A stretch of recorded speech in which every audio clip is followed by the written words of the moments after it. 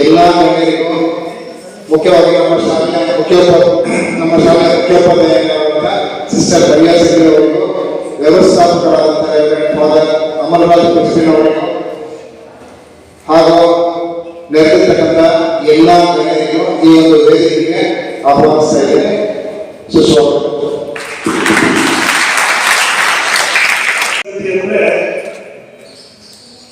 Science awareness ಮಾಡೋದು, science awareness experiment ಮಾಡಿಸೋದು, quiz contest ಮಾಡಿಸೋದು. ಏನು ಮಾಡ್ತದೋ ಕ್ವಿಸ್ ಸೈನ್ಸ್ ಬಗ್ಗೆ ನಾಲೆಜ್ ಮಾಡಿಸೋದಕ್ಕೆ ಕರ್ನಾಟಕ ನ್ಯಾಯಪೀಠದ ಸಮಿತಿ ಇರೋದು. ಅದು ಒಂದು 30 years ಇದೆ, 30-40 years ಇದೆ. ಅದು ಬೆಂಗಳೂರಲ್ಲಿ ಎಲ್ಲ ಕಡೆ, ಕರ್ನಾಟಕ ಇಸ್ರೋ, IMU ಅಂತ ಎಲ್ಲ ಕಡೆ ಸೈನ್ಸ್ ಆಕ್ಟಿವಿಟೀಸ್ ಮಾಡ್ತಾ ಇದೆ. ಈಗ ಬೆಂಗಳೂರು ಪೂರ್ತಿ ಮಾಡ್ತಾ ಇದೆ. ಬೆಂಗಳೂರಲ್ಲಿ ಎಲ್ಲ ವಿಧಾನಸಭಾ ಕ್ಷೇತ್ರದಲ್ಲೂ ಅಧ್ಯಕ್ಷರನ್ನು ಮಾಡಿ ಅಲ್ಲಿ ಎಲ್ಲ ಶಾಲೆಗಳು ಕಾಲೇಜುಗಳನ್ನು ಮಾಡ್ತಾ ಇದೆ. ಅದೇ ತರ ಗಾಂಧಿನಗರ ವಿಧಾನಸಭಾ ಕ್ಷೇತ್ರದಲ್ಲೂ ಕೂಡ ನಾವು ಸೈನ್ಸ್ ಆಕ್ಟಿವಿಟೀಸ್ ಮಾಡ್ತಾ ಇದ್ದೀವಿ. Only for childrens, only for education. ನೀವು ಸೈನ್ಸ್ ಜಾಸ್ತಿ ಕಲಿಬೇಕು, ಎಕ್ಸ್ಪೆರಿಮೆಂಟ್ ಜಾಸ್ತಿ ಕಲಿಬೇಕು ಅಂತೇಳಿ ಈ ಸಂಸ್ಥೆ ಇದೆ.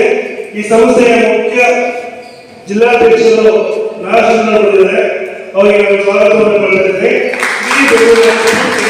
ಅವರು ಮಾಡ್ತಾರೆ.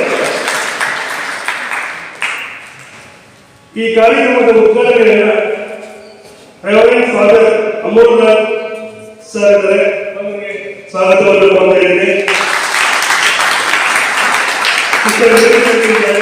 ಈ ಶಾಲೆಯ ಮುಖ್ಯೋಪಾಧ್ಯಾಯರು, ಅವರು ಸ್ವಾಗತವನ್ನು ನೀಡುತ್ತಿದ್ದಾರೆ.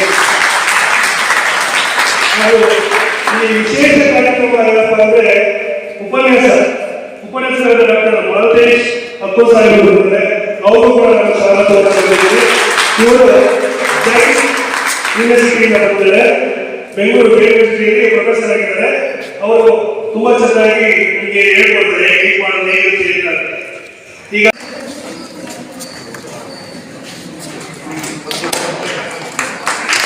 ಮಾಲತೇಶ್ ಅಪ್ಪು ಅಂತ ಜೈನ್ ಯೂನಿವರ್ಸಿಟಿಯಿಂದ ಬಂದಿದ್ದಾರೆ. ಬಹಳ ವಿಷಯಗಳನ್ನ ತಿಳಿಸೋರಿದ್ದಾರೆ. ಆದ್ದರಿಂದ ನೀವೆಲ್ಲ ನಿಷ್ಠಾವಾಗಿದ್ದರೆ ಎಲ್ಲ ನಿಮ್ಗೆ ತಿಳಿಯೋದರ ಅಭ್ಯಾಸ ಸಿಗ್ತೀರಲ್ಲ. ಎನರ್ಜಿ ಇದೆ, right? talk to our side. We are not colleagues, so no, right? Okay, fine. So what is the today's topic now? How many of you know Kannada? Many are almost all. Great, okay. Should I talk in English or should I talk in Kannada? English only. That's fine for everyone? Okay, great. So what is the topic today? Science. In that, what is the green? Renewable energy. So any idea what is the renewable energy? What is the meaning of renewable energy? There are the different sources are there. Different energy sources are there. Renewable energy sources and non-renewable energy sources. Okay? You know, tell me which are the different energies are there?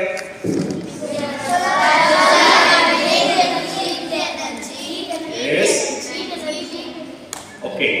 So what is energy? Can you read? It is the ability to do the work. So if you want to learn, you need energy. That's why I asked you whether you had your lunch or not. Okay? You see, sitting also the energy is a work, right? Because you have to invest. Okay, I think you have heard about the last point, the law of conservation of energy. Heard about it? Law of conservation of energy. No? Yes or no? Yes, sir. What is that? The next line, what is written?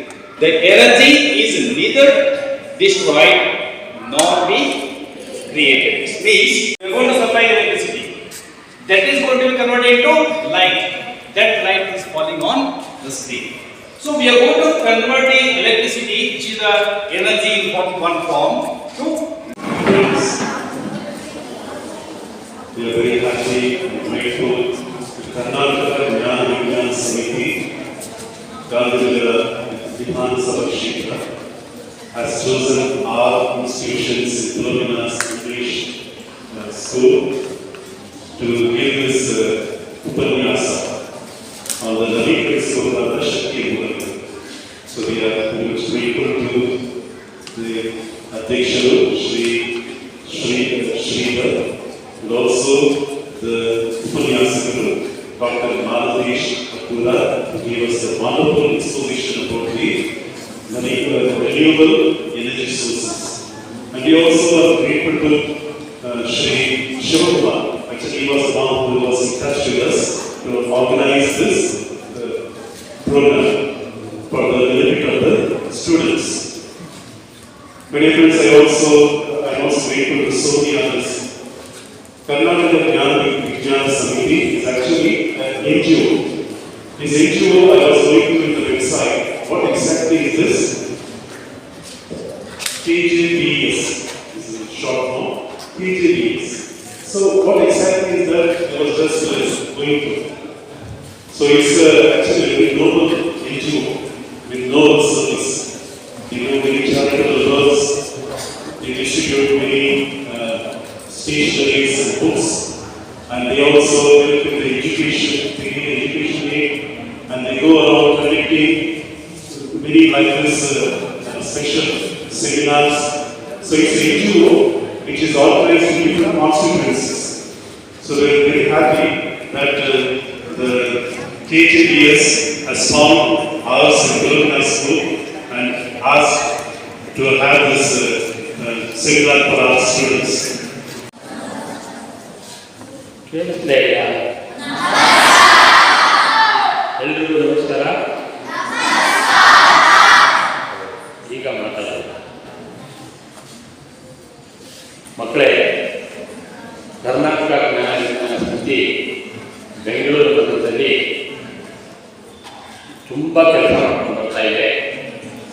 ಇತ್ತೀಚೆಗೆ ನಡೆದಂಥ 2 ಬಹಳ ಪ್ರಮುಖವಾದ ಘಟನೆಗಳನ್ನ ನಿಮಗೂ ಹೇಳ್ತಾ ಇದ್ದೀನಿ, ಆಡಳಿತಕ್ಕೂ ಹೇಳ್ತಾ ಇದ್ದೀನಿ.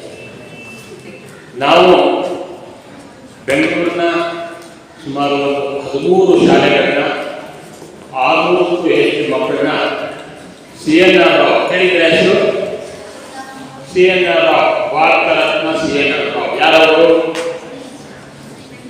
ಪ್ರಪಂಚ ಕಂಡಂಥ ಇತ್ತೀಚಿನ ದಿನಗಳಲ್ಲಿ ನ್ಯಾನೋ ಟೆಕ್ನಾಲಜಿಗಳಿಗೆ ಬಹಳ ಹೆಸರು ಮಾಡಿದಂಥ ವಿಜ್ಞಾನಿ ಅವರು. ಕರ್ನಾಟಕದವರು, ಭಾರತದವರು. ಅವರು ರಿಟೈರ್ಡ್ ಆದಮೇಲೆ ಒಂದು ಇನ್ಸ್ಟಿಟ್ಯೂಟ್ನ ಶುರು ಮಾಡಿದ್ದಾರೆ, Jawaharlal Nehru institute of higher studies. ಅದು ಬೆಂಗಳೂರಿನೊಳಗಿದೆ, ಜಕ್ಕೂರಿನೊಳಗಿದೆ. ಆ ಜಕ್ಕೂರಿನೊಳಗಿರುವಂಥದ್ದು ಇನ್ಸ್ಟಿಟ್ಯೂಟು ಪ್ರಪಂಚದಲ್ಲಿ 2ನೇ ಸ್ಥಾನದೊಳಗಿದೆ. ನಾವು ಬೆಂಗಳೂರಿನೊಳಗಿದ್ದೀವಿ, ನಮಗೆ ಗೊತ್ತಿದೆ. ಪ್ರಪಂಚದಲ್ಲಿ 2ನೇ ಸ್ಥಾನದೊಳಗಿರುವಂಥ ಇನ್ಸ್ಟಿಟ್ಯೂಟ್. ಆ CNR ಅವ್ರದ್ದು ಹುಟ್ಟುಹಬ್ಬ ಮಾಡ್ತೀವಿ ನಾವು. ಕರ್ನಾಟಕ ಜ್ಞಾನ ವಿಜ್ಞಾನ ಸಮಿತಿ ಬೆಂಗಳೂರು ನಗರದವರು ಅವರು ಏನೇನು ಸಾಧನೆ ಮಾಡಿದ್ದಾರೆ ಅದನ್ನೆಲ್ಲ ಪಟ್ಟಿ ಮಾಡಿ ಸಾರ್ವಜನಿಕರಿಗೆ ಅವರ ಹುಟ್ಟುಹಬ್ಬದ ದಿನ ಎಲ್ಲ ಹಂಚಿದ್ವಿ. ಅದು ಪತ್ರಿಕೆ ಒಳಗೆ ಸುದ್ದಿ ಆಯಿತು. ನಾವು ಅವರನ್ನ ಭೇಟಿ ಮಾಡಬೇಕಾಗಿತ್ತು, ಅವಾಗ ಸಮಯ ಸಿಗಲಿಲ್ಲ. ಅಲ್ಲಿನ ಕಾರ್ಯದರ್ಶಿ ನಮಗೆ ಒಂದು ಫೋನ್ ಮಾಡ್ತಾರೆ, ನೀವು ಬಂದು 10ನೇ ತಾರೀಕು ನೀವು ಭೇಟಿ ಮಾಡಿ ನನ್ನ. ನಾವೆಲ್ಲ ಹೋಗಿದ್ವಿ. 92 ವರ್ಷ ಅವರು. CNR ಅವ್ರಿಗೆ ಎಷ್ಟು ವರ್ಷ? 92 ವರ್ಷ. ಅವರ ಹೆಂಡತಿಗೆ ಸುಮಾರು 84 ವರ್ಷ. ಇವತ್ತು ಕೂಡ ಬೆಳಗ್ಗೆ 8:30ಯಿಂದ 1 ಗಂಟೆವರೆಗೂ ಅವರು ಆ ಸೈನ್ಸ್ ಇನ್ಸ್ಟಿಟ್ಯೂಟ್ ಒಳಗೆ ಕೆಲಸ ಮಾಡ್ತಾರೆ. 92 ದೊಡ್ಡದಲ್ವಾ? ಬರಲಿ ಒಂದು ಚಪ್ಪಾಳೆ, ಸುಮ್ಮನೆ ಕೂತಿದೆ.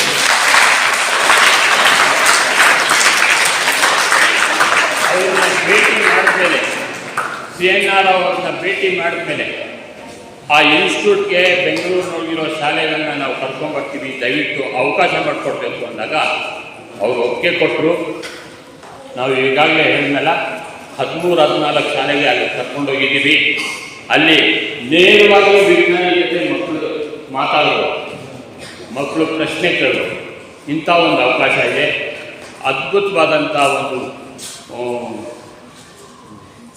ಇದಿದೆ, ಏನು ಪ್ರಾಕ್ಟಿಕಲ್ ಮಾಡುವಂಥ ಎಲ್ಲ ಸ್ಥಳಗಳನ್ನು ಅವ್ರು ತೋರಿಸ್ತಾರೆ.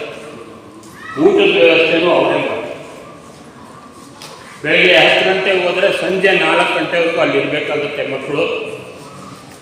ಓನ್ಲಿ ಥಿಂಗ್ ಇಲ್ಲಿಂದ ಕರ್ಕೊಂಡು ಹೋಗುವಂಥ ವ್ಯವಸ್ಥೆ, ಕರ್ಕೊಂಡು ಬರುವಂಥ ವ್ಯವಸ್ಥೆ ಆಯಾ ಆಡಳಿತ ವರ್ಗದವ್ರು ಮಾಡಬೇಕಾಗುತ್ತೆ. ಅದನ್ನು ಖಂಡಿತವಾಗೂ ಈ ಶಾಲೆಗಳು ಮಾಡ್ತಾರೆ ಅಂತ ನಾನು ಭಾವಿಸ್ತೀನಿ. ಮಕ್ಕಳಿಗೆ ಭಾಳ ಯೂಸ್ಫುಲ್ ಆದಂಥ ಜಾಗ. ಮತ್ತು ಇನ್ನೊಂದು ಸಿ ವಿ ರಾಮನ್ ಇನ್ಸ್ಟಿಟ್ಯೂಟ್ ಅಂತ ಇದೆ. ಸಿ ವಿ ರಾಮನ್ ಗೊತ್ತಾ? ಗೊತ್ತಿರೋ ಕೈತ್ರಿ ಯಾರನ್ನ? ಸಿ ವಿ ರಾಮನ್ ಅವರು ಅಷ್ಟೇ ನೋಬೆಲ್ ಅವಾರ್ಡ್ ತಗೊಂಡಂಥ ಒಬ್ಬ ಭಾರತದ ವಿಜ್ಞಾನಿ. ಭಾರತದ ಪ್ರಪ್ರಥಮ ನೋಬೆಲ್ ಅವಾರ್ಡ್.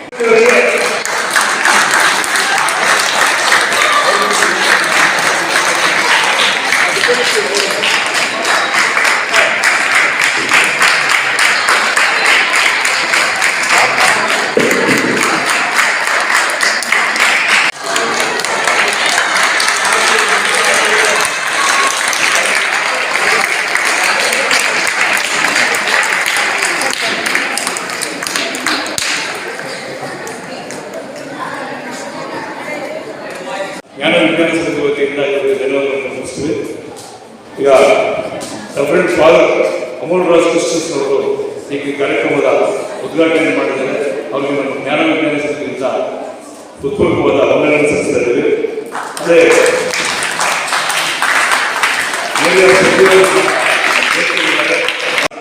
ರೂಪಿಸಿ ಈ ಬೆಂಗಳೂರಿನಿಂದ ಜ್ಞಾನ ವಿಜ್ಞಾನ ಸಂಸ್ಥೆ ಕ್ರಿಯಾಶೀಲ ಕೆಲಸ ಮಾಡಿಕೊಂಡು ರಾಜ್ಯದವರು ಈ ಕಾರ್ಯಕ್ರಮದ ಅಧ್ಯಕ್ಷತೆ ವಹಿಸಿದ್ದಾರೆ. ಅವರು ಸ್ವಲ್ಪ ಪೂರ್ವವಾದ ನಾನು ವಂದನೆಗಳನ್ನು ಸಲ್ಲಿಸ್ತೇನೆ.